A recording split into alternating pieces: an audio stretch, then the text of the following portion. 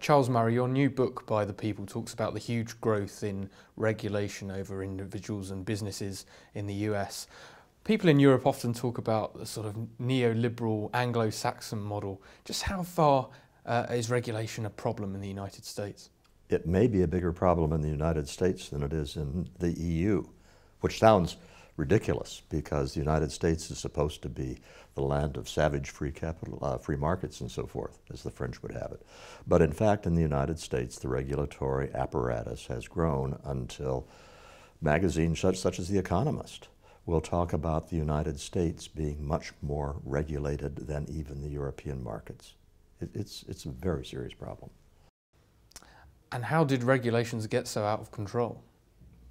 Well, it started back in the 1940s when the Supreme Court rescinded a previous requirement that legislation contain an intelligible principle, so that a regulatory agency had something specific that the Congress had told them to do.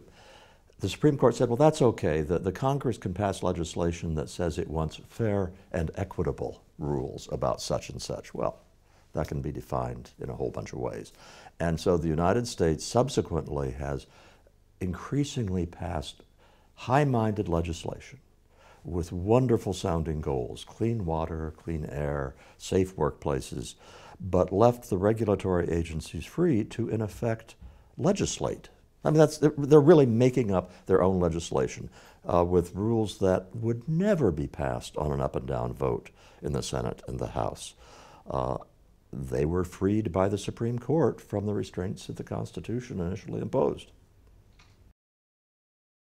And how much faith do you place in the idea of electing the right people on a deregulatory ticket as a potential solution to this problem? Zero. I spend 5 chapters in the book, since I eventually come out in favor of systematic civil disobedience. I spend 5 chapters saying to my readers, I take the rule of law very seriously. I wouldn't be advocating civil disobedience if I thought we could work through the political system to roll back the regulatory state. Here are 100 pages or so of closely documented reasons why we can't do it. Part of it has to do with the Constitution itself, the restraints that have been removed. Part of it has to do with the way the regulatory state has been freed that I just referred to. But Ryan, don't underestimate another problem, which is the United States political system has become systemically corrupt. And by that I don't mean we have more dishonest people in Congress than we used to have, but if you think about the way a kleptocracy works, where bribes can do anything, and without bribes you can't get anything done, well, if you substitute for the word bribe, campaign contribution, the Washington establishment works in ways which are operationally very similar to a kleptocracy. And because of that, and because of the institutional sclerosis that sets in when these special interests multiply, it's really difficult to roll back a policy to say, let's deregulate this. You can make improvements in policy like education or welfare, things like that. You can't roll back federal power. And the subtitle of your book is rather sexy, Rebuilding Liberty Without Permission. What exactly do you mean by that, and how far are you talking about going when you talk about civil disobedience? I kind of wish we'd made that the main title, Rebuilding Liberty Without Permission. I'm talking about legal defense funds, whether they are philanthropic or whether they're occupational ones with physicians, for example, forming their own legal defense fund, whereby people can go about their business ignoring stupid and pointless regulations. And if the government comes after them, there will be a legal defense, a vigorous legal defense in their behalf. Right now, if you have a regulatory agency come after you, let's say you're a physician, and you have not dotted an I or crossed a T in exactly the way that you want it, they say, well, you owe us a $7,000 fine. To try to fight that, because by trying to prove I didn't do anything that harmed anybody in any way, it's going to cost you tens of thousands of dollars in legal fees. So people knuckle under. I want the bureaucrats to know there is a pushback which is going to make their lives more difficult if they continue to come after people for trivial arbitrary, capricious enforcement of regulations. Could I add, Ryan, I'm not in favor of ignoring regulations that keep coal mine tunnels from being safe, or that keep smokestacks from billowing noxious smoke. That's not what I'm talking about.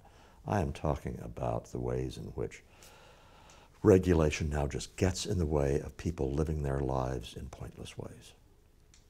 And how do you see the relationship developing between the desire to regulate on the one hand and sort of technological change? What opportunities are there from the way that technology is evolving? Well, there's good news as a result of the bad news. The bad news is that you have this sclerotic apparatus, government apparatus, you cannot fix through the political process. The good part of that is it really is sclerotic. It is slow to respond. And I think that the information technology revolution is already showing us ways in which you can take advantage of that sclerosis. The word Uber comes to mind.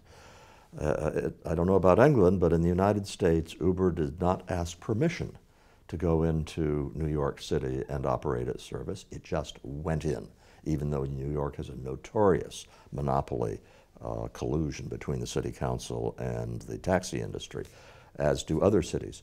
And lo and behold, Uber's services are so popular that there is a political price to be paid if you try to kick them out. Plus, Uber has very deep pockets.